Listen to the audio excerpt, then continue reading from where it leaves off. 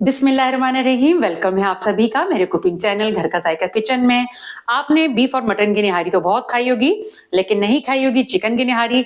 अमूमन घरों में बीफ और मटन का कॉन्सेप्ट ज्यादा है, लेकिन बच्चे अक्सर जिद करते हैं कि हमने बीफ या मटन नहीं खाना, तो उन बच्चों की होने वाली है मौज। या वो बड़े अफराद जो शौक से मटन या बीफ नहीं खाते, उनकी भी मौज होने वाली है। और ये निहारी मैं कैसे बनाऊंगी, आइए मैं आपको वीडियो में मुकम्मल तौर पर दिखाती हूँ।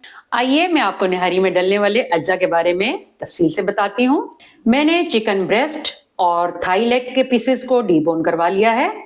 डीबोन करवाने का मकसद ये था कि जब ये हम हड्डी समेत पकाएंगे तो अक्सर ये चिकन टूटने के चांसेस होते हैं, तो मैंने इसलिए हड्डियां अलग करवा ली हैं, लेकिन इनको भी वेस्ट नहीं करेंगे। इन हड्डियों को भी इसके यखनी के तौर पे इनके साथ डालकर पकाएंगे। उसके बाद मैं आपको सूखे इंग्रेडिएंट के बारे में बताती चलूं। मैंने 1 खाने का चम्मच धनिया पाउडर ले लिया है, 1 खाने का चम्मच जीरा पाउडर, 1 चाय का चम्मच काली मिर्च कुटी हुई, और गरम मसाला लिया है आधा खाने का चम्मच, और जायफल और जवित्री ले लिया है मैंने 1 चौथाई चाय का चम्मच, और पीपली पाउडर 1 चौथाई चाय का चम्मच, हल्दी पाउडर 1 चाय का चम्मच भरकर, और लाल मिर्च पाउडर 2 खाने के चम्मच लेवल। और थोड़ा सा मैंने ये रेड फूड कलर लिया है, थोड़ा सा इसका कलर बहुत शानदार आएगा इसको डालने से। और नमक लिया है हस्बे जायका, और सौंफ ले लिया है मैंने 2 खाने के चम्मच भरकर। ये पिसे हुए सौंफ है, दरदरे से पिसे हुए, बहुत बारीक फाइन पाउडर नहीं है। ये मैंने 2 खाने के चम्मच ले लिया है। फिर मैंने 1 खाने का चम्मच पिसा हुआ अदरक और 1 खाने का चम्मच पिसा हुआ लहसुन ले लिया है। और गार्निश के लिए जो सामान है उसमें मैंने मोटी मोटी मिर्चें कट कर ली हैं, और लेमन के स्लाइसेस ले लिए हैं, हरा धनिया मैंने चॉप कर लिया है, और अदरक के बारीक बारीक स्लाइसेस जूलियन कट कर लिए हैं।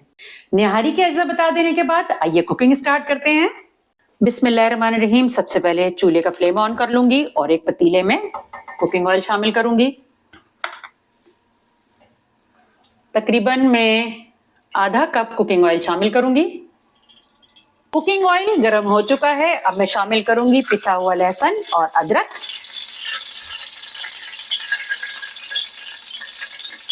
लहसुन अदरक को मैं इनका कच्चापन खत्म होने तक पका लूंगी। लहसुन अदरक का कच्चापन खत्म हो चुका है, अब मैं शामिल करूंगी चिकन, और हल्का सा छींटा इसमें पानी का शामिल करूंगी। और चिकन को मैं कलर चेंज होने तक पकाऊंगी। चिकन का कलर चेंज हो जाने के बाद अब मैं इसमें हड्डियां शामिल कर दूंगी, और एक बार फिर से बहुत अच्छी तरह चम्मच चला दूंगी। और साथ ही मैं शामिल कर दूंगी तमाम सूखे मसाले,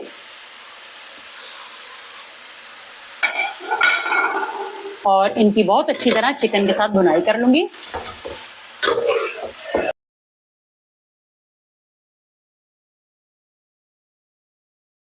आप देख सकते हैं कि चिकन पर कितना खूबसूरत सा कलर आना शुरू हो गया है। ये वो सीक्रेट है जो आपको कभी भी होटल वाले या फिर जो देगी पकवानों वाले होते हैं, वो कभी भी आपको ये सीक्रेट नहीं बताएंगे कि वो क्या क्या चीजें इसमें शामिल करते हैं। तो ये जो मैंने 1 पिंच डाला था फूड कलर, ये उसकी वजह से बोटियों पे बहुत ही शानदार सा कलर आ गया है।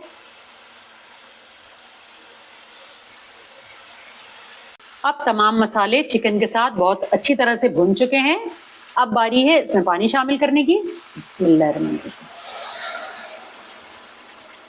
मैं तकरीबन इसमें 6 गिलास पानी शामिल करूंगी, क्योंकि ये चिकन है और चिकन बहुत ज्यादा टाइम नहीं लेता पकने में, ये बहुत जल्दी गल जाएगा इसमें। और अब मैं तकरीबन 1 घंटे के लिए ढक्कन ढककर पकने के लिए रख दूंगी। मिलते हैं आपसे 1 घंटे के बाद। निहारी को पकते हुए 1 घंटे का टाइम मुकम्मल हो चुका है। आइए ढक्कन हटाकर निहारी को देखते हैं। अब हम चेक कर लेते हैं कि चिकन की बोटी प्रॉपर गली है या नहीं। आप देख सकते हैं इसके जो रेशे बन चुके हैं, तो इसका मतलब है कि बोटी बहुत अच्छी तरह से गल चुकी है और अंदर तक पक भी चुकी है। और जैसा कि मैंने वीडियो के दरमियान में आपको बताया था कि जितनी भी मैं एक्स्ट्रा बोन्स डालूंगी, जब इनकी यखनी शोरबे के अंदर शामिल हो जाएगी तो फिर मैं इन्हें निकाल लूंगी।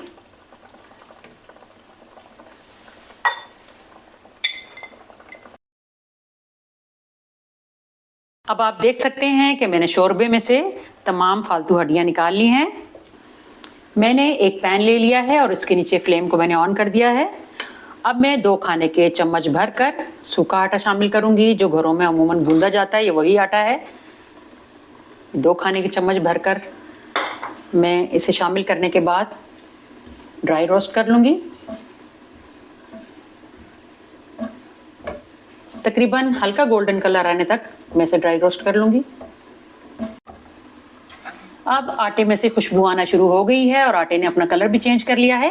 अब मैं फ्लेम को ऑफ कर दूंगी और तेज से चम्मच चलाते हुए हर तरफ से इसे इक्वली बराबर एक जैसा कर लूंगी।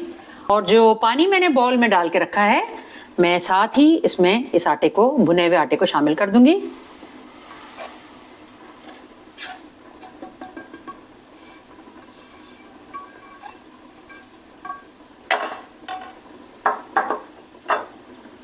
और साथ ही इसमें मैं बहुत अच्छी तरह से स्पैचुला को चला लूंगी ताकि इसकी गुठलियां ना बने।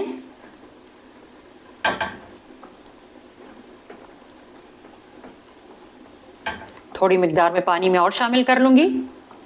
थोड़ा सा पानी मैंने और शामिल कर लिया था। अब आप देख सकते हैं कितना अच्छा सा बैटर तैयार हो गया है आटे से,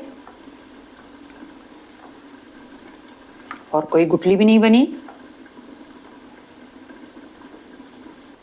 अब मैं आपको इस पॉइंट पर एक और अहम बात बताती चलूं कि जितनी भी ये चिकनाई कह लें या तरी कह लें, ये शोरबे के ऊपर आएगी, इसे हम पहले से उतार लेंगे, क्योंकि जब हम इसमें ये घुला हुआ आटा मिक्स करेंगे तो ये तरी गायब भी हो सकती है।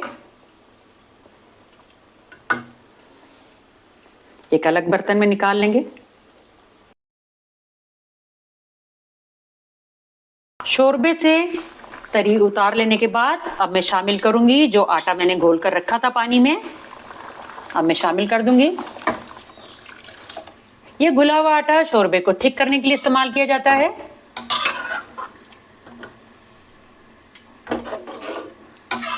आहिस्ता आहिस्ता इसमें चम्मच चलाते जाएं।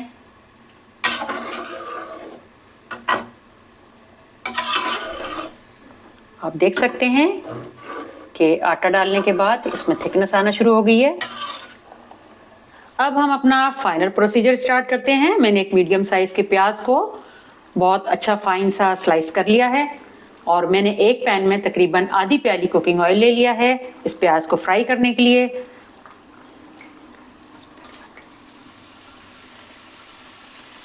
अब मैं प्याज को बहुत अच्छा से गोल्डन कर लूंगी। अब प्याज बहुत अच्छा गोल्डन होना शुरू हो चुका है। 1 मिनट और पकाने के बाद मैं सारे प्याज को चिकनाई साइड पे करते हुए शामिल कर दूंगी शोरबे में।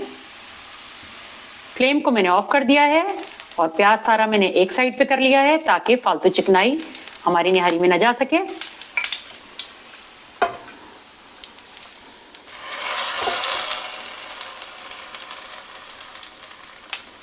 प्याज को मैं बहुत अच्छी तरह सारी निहारी के अंदर मिक्स कर लूंगी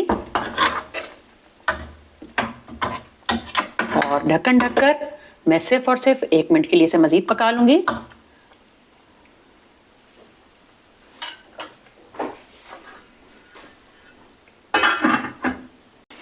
एक मिनट गुजर चुका है। अब मैं लिड हटाकर आपको निहारी का फाइनल लुक दिखाती हूँ। आप देख सकते हैं कि कितने अच्छे से बबल्स बन रहे हैं और ये हमारी ग्रेवी जो है निहारी बिल्कुल थिक हो चुकी है। अब ये मुकम्मल तौर पर पक चुकी है। अब मैं फ्लेम को ऑफ कर दूंगी और निहारी को एक प्लेट में निकाल लूंगी।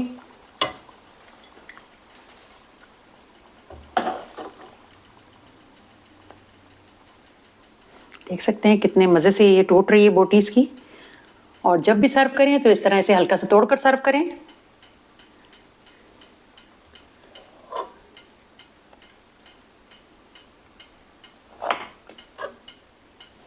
अगर मैं इन्हें बहुत छोटा छोटा काट कर डालती तो बिल्कुल चूरा हो जाती सारी बोटियां,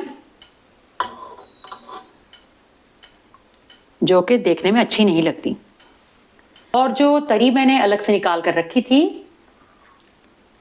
निहारी को प्रेजेंटेबल बनाने के लिए, इस पर मैं थोड़ी सी ये चिकनाई भी डाल दूंगी।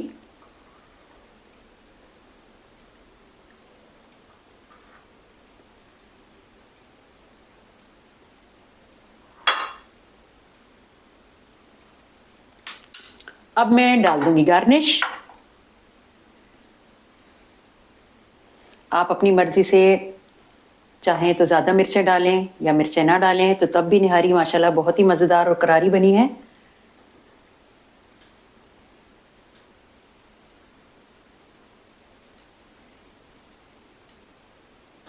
तो फिर कैसी लगी आपको मेरी आज की रेसिपी? अपने कीमती फीडबैक से मुझे लाजमी आगाह किया करें, और अगर मेरी वीडियो पसंद आया करे तो थम्स अप दिया करें।